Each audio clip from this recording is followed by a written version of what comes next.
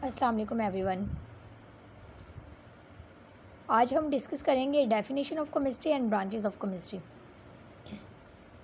The knowledge that provide understanding of this word and how it works is science. इस दुनिया की कोई समझ बूझ दिलाने के लिए जो इल्म होता है और हाउ इट वर्क्स वो किस तरह काम करती है, तो इसे हम साइंस कहते हैं। आगे हम देखते हैं कि केमिस्ट्री की डेफिनेशन क्या है।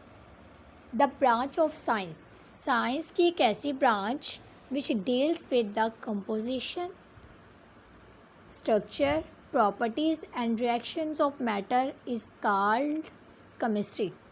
अब देखें किसी भी मैटर की कंपोजिशन, उसकी कंपोजिशन क्या है, स्ट्रक्चर, उसकी स्ट्रक्चर कैसी है, उसमें कौन कौन सी प्रॉपर्टीज़ प्रेजेंट है और उसके रिएक्शन क्या है, इसको जानने के लिए हम साइंस की जिस ब्रांच का यूज़ करते हैं, जिस ब्रांच का हम इस्तेमाल करते हैं, वो है chemistry. It deals with every aspect of our life. Chemistry science की एक ऐसी ब्रांच है जो हमारी ज़िंदगी के हर पहलू से डील करती है। आगे हम देखते हैं ब्रांचेस ऑफ केमिस्ट्री।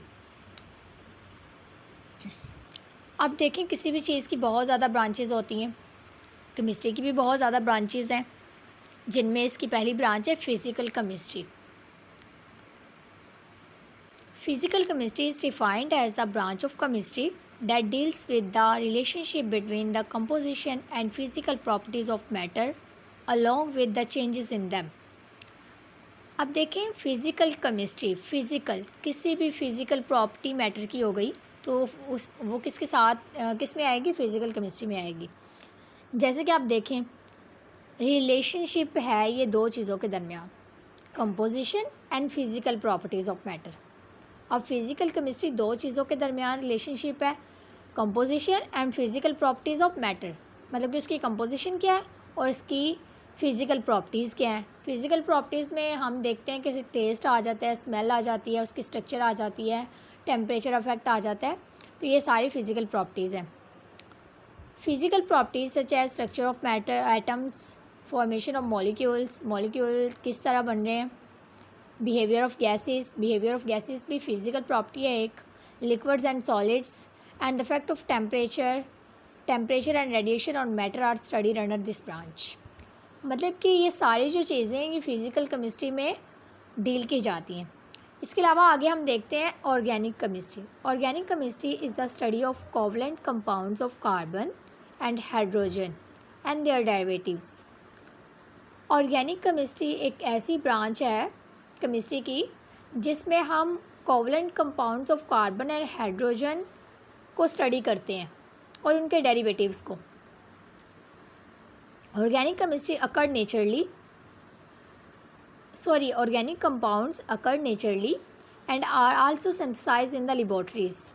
अब ऑर्गेनिक कंपाउंड्स हैं, कार्बन और हाइड्रोजन के कंपाउंड्स हैं, कोवलेंट कंपाउंड्स हैं, तो ये नेचुरली तौर पे भी प्रेजेंट होते हैं और इन्हें लेबॉर्ट्रीज़ में भी हम प्रिपरेशन करते हैं इनकी। तो organic chemist determine the structure and properties of naturally occurring as well as synthesize compounds. अब ऑर्गेनिक केमिस्ट क्या करते हैं, इनकी स्ट्रक्चर को देखते हैं, ऑर्गेनिक कंपाउंड की क्या स्ट्रक्चर है, उनकी प्रॉपर्टीज़ क्या हैं, इन सब को डिस्कस करते हैं वो। And scope of this branch covers petroleum, petrochemicals and pharmaceutical industries. अब देखिए फार्मास्यूटिकल इंडस्ट्रीज़ हो गई, पेट्रोलियम इंडस्ट्री हो गई, पेट्रोकेमिकल इंडस्ट्रीज़ हो गई, तो वो ऑर्गेनिक केमिस्ट्री के अंदर आएगी। आगे हम देखते हैं inorganic chemistry. Inorganic chemistry deal with the study of all elements and there compounds, मतलब कि जितने भी एलिमेंट्स हैं और जितने भी उनके कंपाउंड्स हैं उनके साथ डील करेगी inorganic chemistry, except those of compounds of carbon and hydrogen. अब देखिए कार्बन और हाइड्रोजन के कोवलेंट कंपाउंड्स को तो हम ऑर्गेनिक केमिस्ट्री में डिस्कस करते हैं।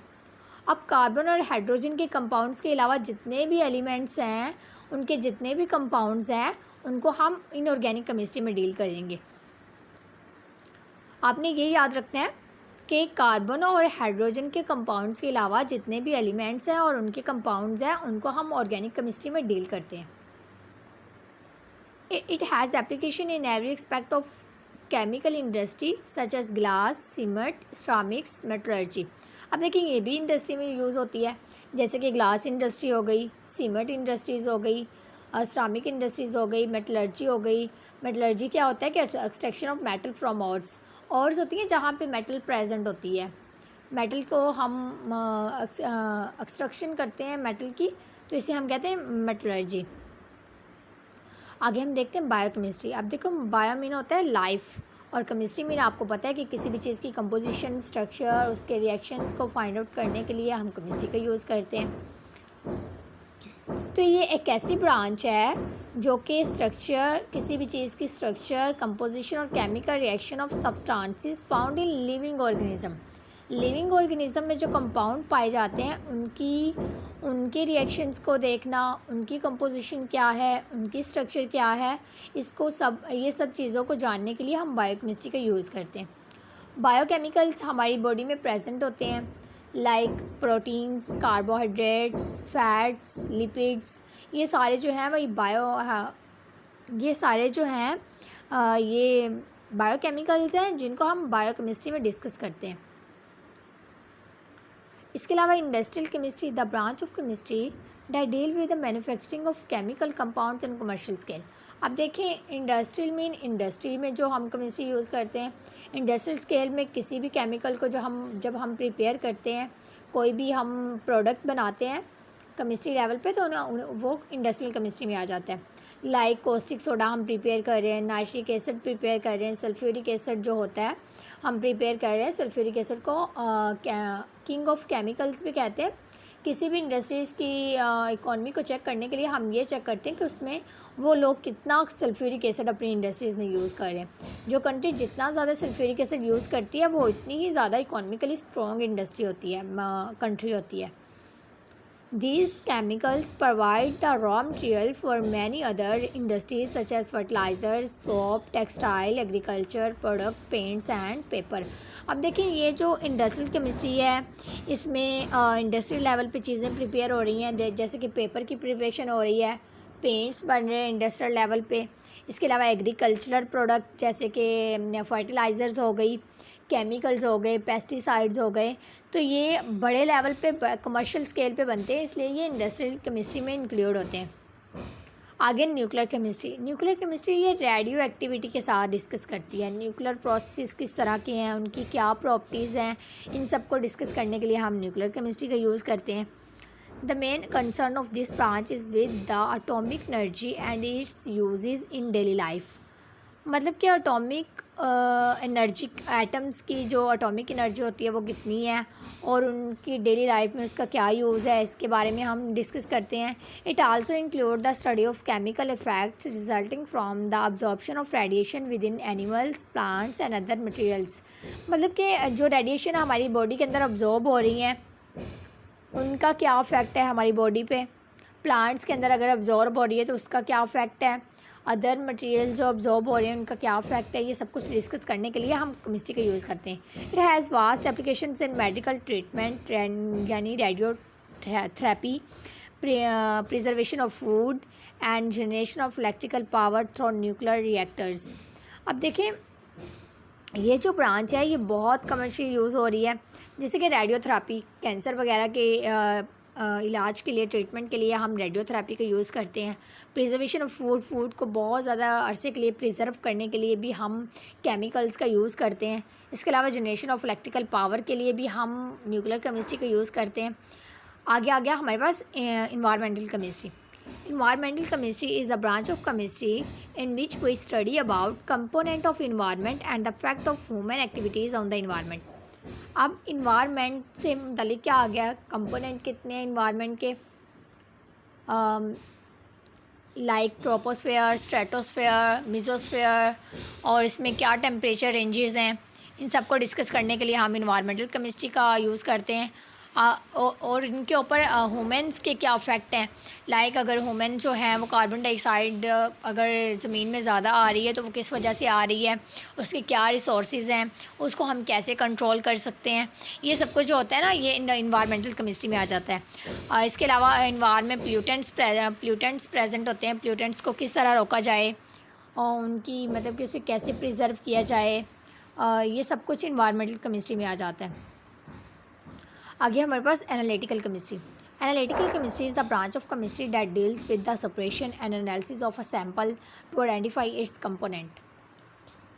अब देखिए एनालिटिकल केमिस्ट्री एक ऐसी केमिस्ट्री है जिसमें हम सेपरेशन करवाते हैं एंड एनालिसिस, किसी चीज़ की सेपरेशन करते हैं, उसके बाद उसका एनालिसिस करते हैं टू आइडेंटिफाई इट्स कंपोनेंट, कि उसमें कौन से कंपोनेंट प्रेजेंट है।